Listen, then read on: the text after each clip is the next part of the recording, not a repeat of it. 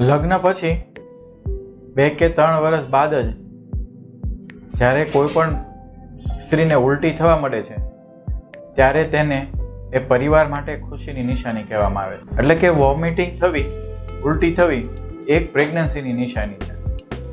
પરંતુ કેટલીક વાર આ ઉલટી ખૂબ જ વધારે પ્રમાણમાં થતી હોય ત્યારે માતા તેમજ ગર્ભના સ્વાસ્થ્યને પણ અસર કરતું હોય છે. તો પ્રેગ્નન્સી દરમિયાન ઉલટી ક્યારે થતી હોય છે, શું કારણો હોય છે, કેટલીક વાર પ્રેગ્નન્સી સિવાયના અન્ય કારણોને કારણે પણ વોમિટિંગ થતી હોય છે, તેના કારણે માતાને શું અસર થાય અને એ વોમિટિંગ ન થાય તેના માટે શું કરી શકાય, અથવા ખૂબ જ વધારે પ્રમાણમાં થતું હોય અથવા માતાને નુકસાન થાય તેવા કયા લક્ષણો છે તે સમજવાનો આજે પ્રયત્ન કરીએ.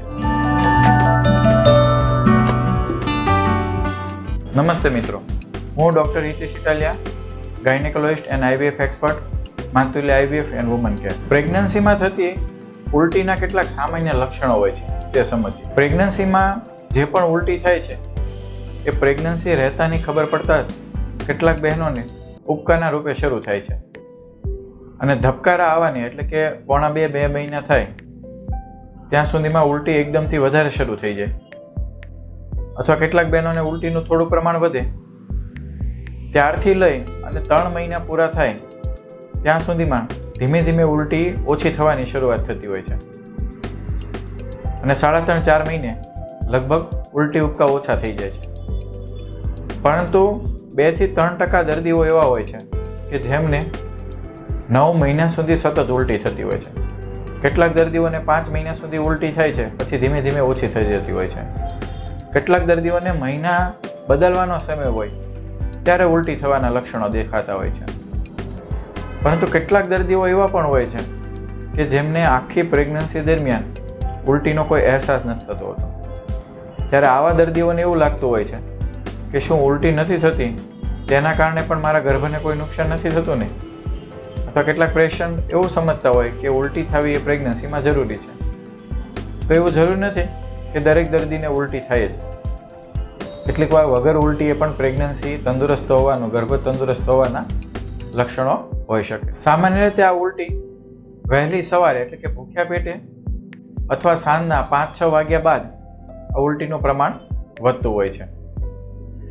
કેટલાક દર્દીઓમાં ટ્વિન્સ પ્રેગ્નન્સી હોય, અથવા થાઇરોઇડનું પ્રમાણ વધારે હોય, અથવા ગેસની આંતરડાની તકલીફો રહેતી હોય, અથવા એમના બહેન અથવા માતાને જો ઉલટીની પ્રેગ્નન્સી દરમિયાન તકલીફ રહેતી હોય, અથવા હાઇડ્રેટેડ મોલ નામની એક પ્રેગ્નન્સીની તકલીફ હોય છે, તેમાં પણ ઉલટીનું પ્રમાણ વધારે હોવાની શક્યતા રહેતી હોય છે. કેટલાક દર્દીઓ ખાસ કરીને ફરિયાદ કરતા હોય છે કે જ્યારે જમવાનો બનાવવાનો સમય હોય અથવા આજુબાજુમાં કશે પણ જમવાની કોઈ પણ પ્રકારની સ્મેલ આવે, અથવા જમવાના સમયે તેમની જે જમવાની ફોરમ છે તેના કારણે પણ ઉલટી વધારે થવાની શક્યતાઓ રહેતી હોય છે. તો પ્રેગ્નન્સીમાં ઉલટી થવાના કારણો સમજવાનો પ્રયત્ન કરીએ. પ્રેગ્નન્સીમાં ઉલટી થવાના કારણો 2 કારણે હોઈ શકે. એક તો પ્રેગ્નન્સી પોતે જ એક ઉલટીનું કારણ હોઈ શકે, અને બીજું કેટલીક વાર પ્રેગ્નન્સી સિવાયના અન્ય કંઈ કારણોને કારણે પણ ઉલટી વધારે થતી હોય છે. પ્રેગ્નન્સીને કારણે ઉલટી થવામાં, જ્યારે પ્રેગ્નન્સી હોય ત્યારે બીટા HCG નામનો હોર્મોન્સનું પ્રમાણ જ્યારે ધબકાર આવે છે ત્યારથી ધીમે ધીમે વધવાનું શરૂ થાય છે, જે આશરે 14 થી 16 અઠવાડિયે ઓછું થઈ જતું હોય છે.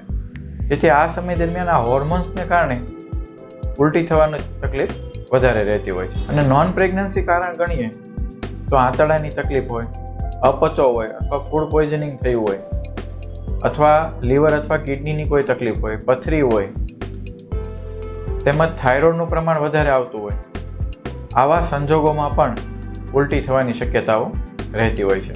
હવે આપણે ઉલટીના લક્ષણો અને પ્રમાણ અનુસાર અથવા દર્દીની સ્થિતિ અનુસાર ક્યારે ઘરગથ્થુ ઉપચાર કરાવવો, ક્યારે પીવાની દવાઓ લેવી, અથવા ક્યારે હોસ્પિટલમાં દાખલ થવું તે સમજવાનો પ્રયત્ન કરીએ. કેટલાક દર્દીઓને સામાન્ય ઉબકા ઉલટી થતા હોય છે, જેમાં તે જમવાનું વ્યવસ્થિત લઈ શકતા હોય છે, કોઈ પણ પ્રવાહી પણ વ્યવસ્થિત લઈ શકતા હોય છે, માત્ર જમવામાં પ્રમાણ થોડું ઘટે છે, ઉબકા જેવું થાય છે. આવી તકલીફોમાં દર્દીએ સામાન્ય રીતે ઘરગથ્થુ ઉપચારથી સારવાર કરવી જોઈએ. તેમાં કોઈ પણ પ્રકારની દવાની પણ જરૂર હોતી નથી. પરંતુ કેટલાક દર્દીઓ ખોરાક ઓછો થવાને કારણે અને થોડું 1 કિલો જેટલું વજન ઓછું થવાને કારણે ચિંતામાં આવી જતા હોય છે કે તેના કારણે ગર્ભને તો કંઈ નુકસાન નહીં થાય ને. આમાં કોઈ પણ પ્રકારની ચિંતા કરવાની જરૂર નથી. શરૂઆતના 2 કે 3 મહિના પ્રેગ્નન્સીમાં વજન ઘટતું હોય છે, પરંતુ તેનાથી ગર્ભને કોઈ અસર થતી નથી હોતી. આવા તકલીફોમાં ઘરગથ્થુ ઉપચારમાં દર્દીએ જમવામાં હળવો ખોરાક લેવો જોઈએ, જેમાં તેલ ઘીનું પ્રમાણ ઓછું રાખવું જોઈએ. ચીઝ, બટર, પનીર એકદમથી નહીં લેવા જોઈએ. દૂધ પણ ગરમ કરી અને પાણી ઉમેરી પતલું દૂધ પીવાનું. મોળી છાશ, મોળું દહીંનો ઉપયોગ કરવો જોઈએ. ઘઉંનો ઉપયોગ નહિવત કરવો જોઈએ. ઘઉંને કારણે વધારે પડતી ઉલટી થતી હોય છે. તેમના બદલામાં અનાજમાં જુવારનો ઉપયોગ વધારે કરવો જોઈએ. તેમની સાથે થોડું બાજરી, મકાઈ ઉમેરીને પણ લઈ શકાય. અન્ય હળવા અનાજમાં મોરૈયો, રવો તેમનો પણ ઉપયોગ કરી શકાય. ચોખાની વસ્તુ પણ બનાવીને લઈ શકાય. ખાસ કરીને તીખા તળેલા મસાલાવાળા બહારના ખોરાક અથવા ફૂલ પેટ ભરીને જમવાનો આગ્રહ ના રાખવો જોઈએ. જમતી વખતે જમવાની સાથે ચોક્કસથી પ્રવાહી લેવું જોઈએ અને ચાવીને જમવું જોઈએ. અને જમ્યા બાદ તરત પેટ દબાય તેવા કામો નહીં કરવા અથવા આગળ ઝૂકીને તેવા કામ ના કરવા જોઈએ. તેમના બદલામાં 20 કે 25 મિનિટ આરામથી વજ્રાસનમાં બેસી શકાય તો ઉત્તમ, નહીં તો શાંતિથી ટેકો લઈ અને બેસવાનો આગ્રહ રાખવો જોઈએ અને ત્યારબાદ જ કામકાજ શરૂ કરવું જોઈએ. અથવા જમ્યા બાદ તરત વધારે પડતું પાણી નહીં પીતા. માત્ર મોં અને ગળું સાફ થાય તેટલું ઘૂંટડો 2 ઘૂંટડા પાણી પીવું અને 1-1.5 કલાક પછી પ્રવાહીના રૂપમાં પાણી અથવા અન્ય જ્યુસ, શરબતનો આગ્રહ રાખવો જોઈએ. ખાસ કરીને સૂકો નાસ્તો કે ખાખરા, ટોસ્ટ તેમનો ઉપયોગ પણ કરી શકાય છે, પરંતુ મેંદાનું પ્રમાણ ઓછું હોય તે ખાસ ધ્યાન રાખવું. તેમ ઉબકા ઓછા થવા માટે વચ્ચેના સમયમાં મોંમાં કંઈ ને કંઈ સ્વાદ અથવા રસ આવ્યા કરે, ગળું કોરું ના પડે તેના માટે જિંજર ચોકલેટ અથવા આદુનો ટુકડો થોડો ચાવી શકાય. આમળા રાખી શકાય. વરિયાળી મુખવાસ રાખી શકાય કે જેનાથી ઉબકા થવાની શક્યતાઓ ખૂબ ઓછી થતી હોય છે. તેમજ સવારના ઉઠતા પહેલાં હળવા પડખા ફેરવા અથવા પગની કસરત કરી ત્યારબાદ ડાબા પડખે બેસીને પછી જ ઊભા થવાથી પણ સવારના ઉબકા ખૂબ ઓછા થતા હોય છે. તેમજ લાંબો સમય ભૂખ્યા પણ ના રહેવું અને ફૂલ પેટ ભરીને પણ નહીં જમવું, તેનાથી પણ ઉબકા ઉલટી ઓછી થાય છે. કેટલાક દર્દીઓને આ ઘરગથ્થુ ઉપચાર કરવા છતાં પણ વારંવાર એટલે કે દિવસમાં 2 કે 3 વાર ઉલટી થતી હોય અથવા જમવાના થોડા કલાક પછી પણ ઉલટી થઈ જતી હોય, પરંતુ પ્રવાહી ટકી શકતું હોય, તેવા દર્દીઓને જરૂરથી ગાયનેકોલોજીસ્ટ ડૉક્ટરની સલાહ લેવી જોઈએ અને આ ઉલટી ઓછી થાય તેના માટે પીવાની દવા પણ લઈ શકે છે. પીવાની દવામાં સામાન્ય રીતે વિટામિન B6 અને ડોક્ઝિનેલેમાઇન સક્સિનેટ આપવામાં આવતી હોય છે, જે આપ આપના ગાયનેકોલોજીસ્ટ ડૉક્ટરની સલાહ અનુસાર ચોક્કસથી લઈ શકો છો અને તેમના કારણે ગર્ભને કોઈ નુકસાન પણ થતું હોતું નથી. તેથી જ્યારે પણ જમવાનું ટકતું જ નથી, વારંવાર ઉલટી થયા કરે છે, ત્યારે દર્દીએ ચોક્કસથી ગાયનેકોલોજીસ્ટની ડૉક્ટરની સલાહ અનુસાર આ દવા લેવી જોઈએ. છતાં પણ આ દવા લેવા છતાં પણ ઉલટી વારંવાર થાય છે તો ગાયનેકોલોજીસ્ટ ડૉક્ટર દ્વારા કેટલીક ઉલટી ઓછી કરવા માટેની દવાઓ પણ આપવામાં આવે છે, જે જરૂર અનુસાર ચોક્કસથી લઈ શકાય છે. કેટલીક વાર દવાઓમાં માતાને ખોરાક ચાલે તેના માટે પણ આપવામાં આવતી હોય છે, તો તે પણ આપણે ડર્યા વગર ઉપયોગ કરી શકો છો. કેટલીક વાર દર્દીઓને ઘરગથ્થુ ઉપચાર કરવા છતાં ગાયનેકોલોજીસ્ટ ડૉક્ટરની સલાહ અનુસાર ઉલટી ઓછી કરવા માટેની વિટામિનની ગોળી તેમજ ઉલટી ઓછી કરવા માટેની દવાઓ આપવા છતાં પણ સતત ઉલટી થયા કરે છે, જેમાં પ્રવાહી પણ નથી ટકતું, દર્દીને ચક્કર આવે છે, કમજોરી લાગે છે, પીવાની દવા પણ નથી પી શકતા, તેવા દર્દીઓએ ચોક્કસથી હોસ્પિટલમાં દાખલ થવાની જરૂર હોય છે. આવા દર્દીઓને જ્યારે પણ હોસ્પિટલમાં દાખલ થવામાં આવે છે ત્યારે પ્રેગ્નન્સી સિવાય અન્ય કોઈ ઉલટીનું કારણ તો છે કે નહીં તેના નિદાન માટે પણ કેટલા બ્લડ રિપોર્ટ કરવામાં આવે છે. જરૂર અનુસાર પેટનું સોનોગ્રાફી કરી આંતરડા, કિડની કે લીવરની કોઈ તકલીફ નથી કે નહીં તેનું પણ નિદાન કરવામાં આવે છે. થાઇરોઇડનું નિદાન કરવામાં આવે છે.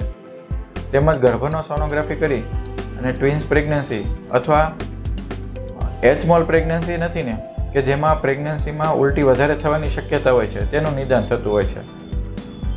ઉલટીને કારણે દર્દીમાં પાણી ઓછું થઈ જાય છે, ગ્લુકોઝ ઓછો થઈ જાય છે, તેનું શરીરમાં પ્રમાણ સચવાઈ રહે તે માટે આઈવી ડ્રીપ એટલે કે નસમાં પાણી ચડાવવામાં આવે છે કે જેથી દર્દીના શરીરમાં પાણીનું પ્રમાણ ઘટે નહીં તેમજ ગ્લુકોઝનું પ્રમાણ પણ ઘટે નહીં. કેટલાક દર્દીઓને સવારથી સાંજ સુધીમાં આઈવી ફ્લુઇડ આપવાથી પણ દર્દીને રિકવરી આવી જતું હોય છે. શરીરમાં પૂરતા પ્રમાણમાં પાણી અથવા ગ્લુકોઝ થવાને કારણે પણ ઉલટી બંધ થઈ જતી હોય છે અને ત્યારબાદ પીવાની દવાથી પણ કંટ્રોલ આવી જાય છે. આ પાઇન્ટની સાથે પાણી ચડાવવાની સાથે ગ્લુકોઝ ચડાવવાની સાથે જ કેટલીક એસિડિટી અથવા ઉલટી બંધ કરવા માટેના પણ ઇન્જેક્શન આપવામાં આવે છે કે જેનાથી આપણને જલ્દીથી રિકવરી આવી જાય. કેટલીક વાર દર્દીઓને દાખલ કર્યા 1 કે 2 દિવસ સુધીમાં ઉલટી બંધ ના થાય તો ગેસ્ટ્રોએન્ટ્રોલોજિસ્ટની સલાહ પણ લેવાની જરૂર પડી શકતી હોય છે. અથવા કેટલાક દર્દીઓને એવી તકલીફ હોય છે કે 1-2 દિવસ ઇન્જેક્શન બોટલ આપ્યા બાદ ઉલટી બંધ થઈ જાય છે, અઠવાડિયું 10 દિવસ સુધી સારું રહે છે, ત્યારબાદ ફરીવાર ઉલટીની એવું શરૂ થાય છે. તો કેટલીક વાર ઉલટીને કારણે વારંવાર પણ હોસ્પિટલમાં દાખલ થવાની જરૂર પડી શકતી હોય છે. તો તેના માટે દર્દીએ માનસિક રીતે તૈયાર રહેવું કે જ્યારે પણ ઉલટી થાય ત્યારે જલ્દીથી જલ્દી કે જ્યારે ખાસ કરીને પ્રવાહી પણ નથી ટકતું ત્યારે જલ્દીથી જલ્દી હોસ્પિટલમાં દાખલ થઈ જવું જોઈએ કે જેથી શરીરમાં પાણી પણ ઓછું ના થાય તો જલ્દીથી રિકવરી આવવામાં સારું પડતું હોય છે. કેટલીક વાર ખૂબ વધારે ઉબકા થવાને કારણે ઉલટી થવાને કારણે કે જમવાનું નહીં ટકવાને કારણે દર્દી હતાશા અને નિરાશા અનુભવતા હોય છે. બીજી બાજુ પરિવારના સભ્યો પોતાના પરિવારના એક સભ્યને પ્રેગ્નન્સી છે અને તેમાં ખોરાકમાં ધ્યાન દેવું જોઈએ તેના કારણે વારંવાર જમવાનો પણ ફોર્સ કરતા હોય છે અને સામે દર્દી કોઈ ખોરાક લઈ શકતા નથી હોતા. તેના કારણે કેટલીક વાર દર્દીને માનસિક રીતે હતાશા લાગતી હોય છે, નિરાશા અનુભવતા હોય છે અને કેટલીક વાર પારિવારિક વાતાવરણ પણ તંગ બનતું હોય છે. ત્યારે પરિવારના સભ્યોએ તેમજ દર્દીએ બંનેએ સમજીને દર્દીએ પોતાને તકલીફ છે તેમાં જેટલું પણ લઈ શકે, પ્રવાહી લઈ શકે તો પ્રવાહી, જેટલું ફાવે તેટલું ચોક્કસથી લેવાનો આગ્રહ રાખવો જોઈએ. પરંતુ પરિવારના સભ્યોએ પણ તે જેટલું લઈ શકે છે તેટલો જ આગ્રહ કરવો જોઈએ.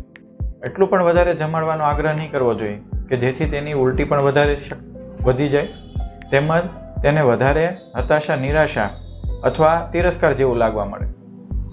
કેટલીક વાર વોમિટિંગને કારણે દર્દીની માનસિક સ્થિતિ પણ બગડતી હોય છે. તો આવા સમયે પરિવારના સભ્યોએ તેમને માનસિક આધાર આપવો ખૂબ જ જરૂરી બનતો હોય છે.